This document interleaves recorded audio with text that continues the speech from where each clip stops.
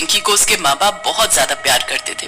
एक दिन की बात है, एक एक्सीडेंट में चिंकी की माँ की मौत हो जाती है। अपनी माँ के जाने का उसे गहरा सदमा लगता है और वो बिल्कुल चुप रहने लगती है। अब मनीष के ऊपर चिंकी की पूरी जिम्मेदारी आ जाती है। वो भी शीतल के बिना बिल्कुल अकेला महसूस करने लगता है। घर मानो खाने को दौड़ता है।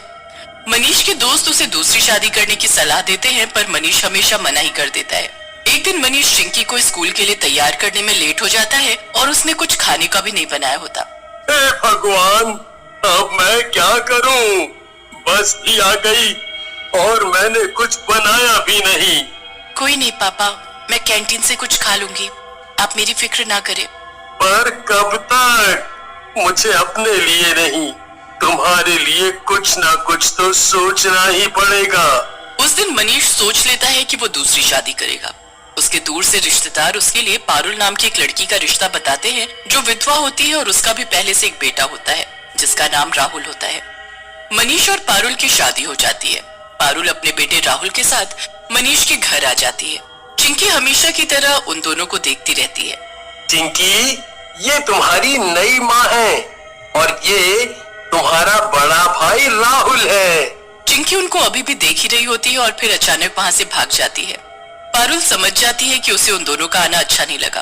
पारुल और मनीष फिर चिंकी के पास जाते हैं और उसे समझाते हैं। बेटा चिंकी, अब यही तुम्हारी माँ है और ये तुमको बिल्कुल वैसे ही प्यार करेंगी। बिल्कुल वैसे? हाँ बेटी। चिंकी के चेहरे पर मुस्कुराहट आ जाती है और वो अपनी नई माँ के गले लग जाती है। पारुल उस वक्त तो चिंकी को बहुत प्यार करती है, पर मनीष के जाने के बाद वो उसे दूर कर देती है। उसके बाद वो चिंकी के साथ रोज ऐसा ही करती है। वो बस अपने बेटे राहुल को प्यार करती है और बस उसी का ध्यान रखती है। वो चिंकी की तरफ कभी प्यार से देखती भी नहीं है। पर जब मनीष होता है, पारुल एक अलग ही रूप में होती है, जैसे वो उसकी कितनी अच्छी माँ है। राहुल भी अपनी माँ की बातों में आकर चिंकी से दूर रहता है। चिंकी अब पहले से भी ज्यादा दुखी और अकेला महसूस करती है। एक रात वो अकेली खिड़की पर बैठी अपनी माँ को याद करके बहुत रो रही होती है। माँ, आप क्यों चली गई? आपके जाने के बाद मैं कितनी अकेली हो गई हूँ। नई माँ और भाई बिल्कुल अच्छे नहीं है। वो मुझसे प्यार नहीं करती, बस पापा के सामने झूठा प्यार दिखाती है। मैं क्या करूँ माँ, मुझे बहुत अकेलापन महसूस होता है। चिंकी रो ही रही थी कि उसकी नजर बगीचे में रखे झूले पर पड़ती है, जिस पर एक लड़की झूला झूल रही होती है। अरे, कि हमारे बगीचे में इतनी रात को कौन लड़की झूला झूल रही है? चिंकी से रहा नहीं जाता और वो उसी वक्त उस लड़की के पास बगीचे में जाती है। कौन हो तुम और यहाँ इतनी रात को क्या कर रही हो? मेरा नाम प्रिया है और मैं ये साथ वाले छोटे से घर में रहती हूँ। मेरे साथ कोई भी खेलने वाला नहीं है और मैं हमेशा अकेला महसूस करती हूँ। आज मैंने यहाँ ये झूला देखा तो मुझसे रहा नहीं गया और मैं यहाँ झूलने आ गई। अच्छा, तो ये बात है। मेरा नाम चिंकी है और जैसे तुमको अकेला महसूस होता है, वैसे ही मेरे साथ भी कोई नहीं है खेलने वाला। तो क्यों ना हम आज से दोस्त बन जाएं? चिंकी ये सुनकर ही खुश हो जाती है और प्रिया को गले से लगा लेती है। प्रिया भी चिंकी को गले से लगा लेती है, पर तभी उसकी शक्ल एक चुड़ैल में बदल जाती है, जो चिंकी को गले लगाते हुए बड़ी खुश होती है। अब मैं तुमको कभी नहीं छोड़ूंगी, हर वक्त तुम्हारे साथ रहूंगी, हमेशा। हाँ, पर अभी मुझे जाना होगा, वरना माँ ने देख लिया तो गुस्सा करेगी। चिंकी जैसे ही प्रिया से दूर हटती है, तभी उसका चेहरा वापस से बदल जाता है। वो चिंकी को बाय करती है। चिंकी फिर घर में वापस चली जाती है और अंदर जाकर अपने बेड पर सो जाती है। चिंकी के सोने के बाद वहाँ प्रिया अपने चुड़ैल वाले रूप में आती है। उसे ये देखकर बड़ा गुस्सा आता है कि चिंकी ठंड में बिना कंबल के ठिठुर रही है और उसका भाई मजे से कंबल में सो रहा है। देखो तो कितने मजे में सो रहा है, इसे तो मैं अभी बताती हूँ। चुड़ैल बच्ची अपना हाथ घुमाती है और जादू से कंबल राहुल के ऊपर से उड़ता हुआ चिंकी के ऊपर आ जाता है। चिंकी नींद में मुस्कुराती हुई चैन से सो रही होती है और अब राहुल ठंड से ठिठुरने लगता है। ये देख वहाँ खड़ी चुड़ैल बच्ची हंसने लगती है।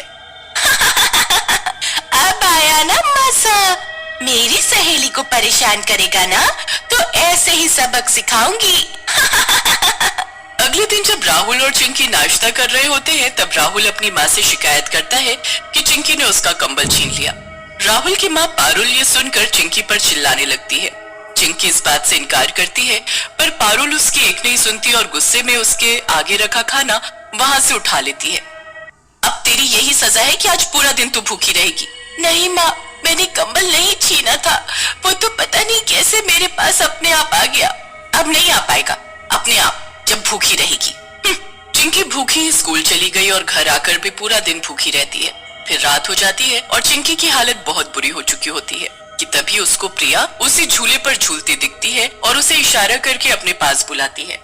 अरे तुम फिर से यहाँ? क्या तुम स्कूल नहीं जाती? नहीं, वो मेरे माँ बाप बहुत गरीब है ना, इसलिए मैं स्कूल नहीं जा पाती। खैर ये छोड़ो, और तुम बताओ उदास क्यों हो? क्या बात है? क्योंकि आज माँ ने मुझे खाना नहीं दिया। कल रात राहुल का कंबल मेरे पास जाने कैसे आ गया और राहुल ने मेरी शिकायत लगा दी। बस फिर माँ ने कहा कि आज खाना ही नहीं मिलेगा। अच्छा तो ये बात है, तुम इधर ही रुको, मैं अभी आई। प्रिया जल्दी से पेड़ के पीछे जाती है और जादू से ढेर सारी खाने की चीजें लेकर चिंकी को देती है। चिंकी इतना सब देख हैरान रह जाती है। ये तुम कैसे लाई? तुम तो गरीब हो ना। अरे वो आज कोई खाना बांट रहा था तो बस उसी में से ये सब बच गया तो मैं तुम्हारे लिए ले आई। चिंकी बड़े मजे से पेट भरकर सब खाती है कि तभी राहुल उसे खाना खाते हुए देख लेता है। वो जल्दी से चिंकी के पास जाकर उसे चिल्लाने लगता है। कहाँ से लाई हो ये सब? बताओ मुझे, वरना माँ को बुलाता हूँ। ये मेरी सहेली है प्रिया, यही लाई है मेरे लिए। कौन प्रिया और कहाँ है प्रिया? ये तुम्हारे सामने तो खड़ी है। किसको पागल बना रही हो? मैं अभी माँ को बुलाता हूँ। चिंकी को कुछ समझ नहीं आ रहा होता, पर प्रिया तो सब समझ रही होती है कि राहुल ने ऐसा क्यों कहा। राहुल की आवाज सुनकर वहाँ उसकी माँ आ जाती है। राहुल अपनी माँ को सारी बात बताता है। पारुल उसे कमरे में बंद कर देती है। प्रिया दूर खड़ी सब देख रही होती है। वो बहुत गुस्से में होती है और अपने चुड़ैल के रूप में आ जाती है। मेरी सहेली के साथ इतना बुरा किया, अब मुझे कुछ करना ही पड़ेगा। चुड़ैल वहीं खड़ी मुस्कुराने लगती है और फिर वो अपनी सहेली चिंकी के कमरे में चली जाती है। अरे तुम अंदर कैसे आई? दरवाजा तो बंद है। दरवाजा खुला था इसलिए मैं आ गई। तुम रो मत, मैं यही हूँ। पर मेरी माँ ने तुम्हें देख लिया तो बहुत गुस्सा करेंगी और तुम्हारे मम्मा पापा भी तो तुम्हें ढूंढ रहे होंगे ना। वो कहीं बाहर गए हैं तो आज रात नहीं आएंगे। कमरे के बाहर चिंकी और प्रिया की बातें करने की आवाज आ रही थी। पारुल को दरवाजे का ताला भी खुला दिखता है। उसे शक होने लगता है कि कुछ तो गड़बड़ है। वो चुपके से खिड़की से देखती है तो चिंकी खुद से बातें कर रही होती है। ये क्या चक्कर है? ये किससे बातें कर रही है? यहाँ तो कोई भी नहीं है। अब पारुल को चिंकी से डर लगने लगता है, पर वो उस पर पूरी नजर रखती है।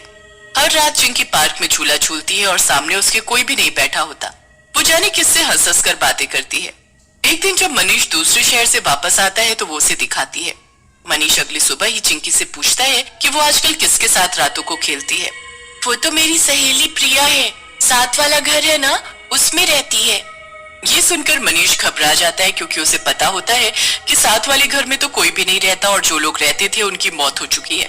अगले दिन जब मनीष एक बाबा को घर बुलाता है और चिंकी को अपने कमरे में रहने को बोलता है, बाबा घर में पूजा करते हैं जिससे वो चुड़ैल लड़की सबके सामने प्रकट हो जाती है। क्यों इस लड़की के पीछे पड़ी हो? सच सच बताओ। वो मेरी दोस्त है। उसे किसी दोस्त की जरूरत नहीं, उसका परिवार है उसके साथ। नहीं है उसका कोई परिवार। उसकी सौतेली माँ उसे खाना नहीं देती, उसे मारती पीटती है और इसका बेटा भी चिंकी को परेशान करता है। मैं ही उसका ध्यान रखती हूँ। उसे मेरी जरूरत है और मैं उसे छोड़कर कहीं नहीं जाऊंगी। ये क्या बोल रही है? उसकी माँ उसे बहुत प्यार करती है। झूठ झूठ झूठ। ऐ चल अपने मुंह से सच बोल, वरना तेरा वो हाल करूंगी कि याद रखेगी। मैं तो सच ही बोल रही हूँ। चिंकी मेरी बेटी जैसी है। इतना सुनते ही चुड़ैल उसके बेटे का गला पकड़ लेती है और तब तक नहीं छोड़ती जब तक पारुल सब सच कबूल नहीं कर लेती। मनीष को ये सुनकर बड़ा सदमा लगता है। मेरी बेटी के साथ इतना सब बुरा होता रहा, इसकी जिम्मेदार तुम हो। अगर ये तुम्हारी बेटी नहीं तो ये भी मेरा नहीं, बस तुम्हारा बेटा है और इसीलिए निकल जाओ अपने बेटे को यहाँ से लेकर। मनीष पारुल की एक नहीं सुनता और उसी वक्त उसे घर से निकाल देता है। मनीष उस बाबा को उस चुड़ैल बच्ची को कैद करने से भी मना कर देता है। मनीष